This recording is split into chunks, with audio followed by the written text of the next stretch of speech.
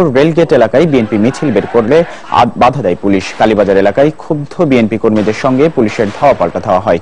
পরিস্থিতি নিয়ন্ত্রণে police rubber bullet ও tear shell ছোড়ে।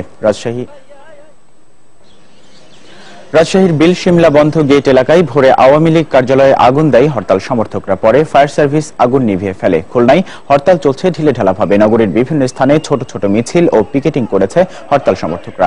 পাশাপাশি হরতাল বিরোধী মিছিল করেছে আওয়ামী লীগ ও এর অঙ্গ সংগঠনের নেতাকর্মীরা।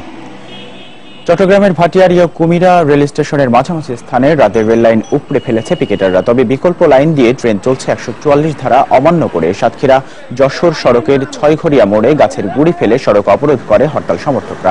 পাশাপাশি অবরোধ করে রাখা হয় শহরের বাঁকা মোড়ের সড়ক।